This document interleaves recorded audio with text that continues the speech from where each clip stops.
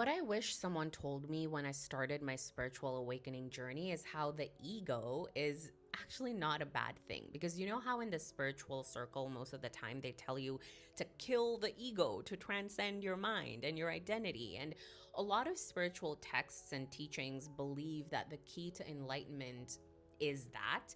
But this text that I learned called the Shiva Sutras, it actually says that the ego is a part of you and you are consciousness. So there is no need to kill the ego, but what we're being invited to is to simply understand and become aware of which identity we are operating from. So yes, the ego is real. It is our identity here as humans. It's what makes me Sulkina, and it's not bad. There's nothing to transcend, really. It's okay to lean into the ego, but the key is to not get lost in it. So this text talks about how the ego is one part of you, but it's not the entirety of who you are. So what is the ego? It's the identity your mind has created to navigate the world. It's your name, your stories, your achievements, your wounds. It's that voice in your head with opinions. I'm sure we all know that voice in our heads. We're familiar with that. And I like how Michael Singer explains it. He calls the ego our inner roommate. It's the voice that just genuinely never stops talking.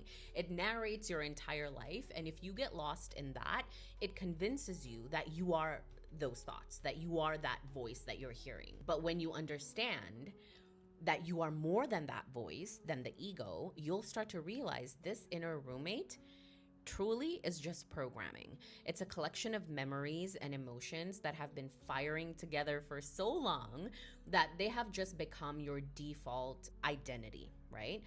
And the moment that you realize that you are the observer of this ego, of, this voice in your head, your life will change. Because if you can watch the voice in your head, who is doing the watching?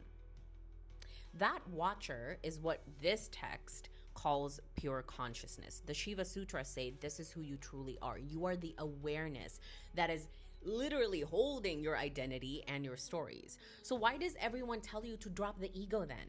It's because when you're completely identified with it, you forget who you actually are. You'll spend your whole life defending this identity, defending your stories, and you'll chase things outside of you to feel whole, like all the money, the friends, the lovers, when truly those things can never be lost. So dropping the ego or killing the ego is not about making it disappear forever. It's simply about stepping back so you can see clearly. You can see who you really are. You can realize that the voice in your head is not the whole of who you are. There's something else beneath that. You can actually check out the free meditation that I linked in my profile to experience what it's like to meet yourself beyond your ego. And I also want to hear from you guys. What do you think the ego is? How would you define the ego? And have you ever had experiences where you truly felt that you were beyond this identity or, this avatar, in my case, Sulkina? Let me know. I want to hear from you in the comments below.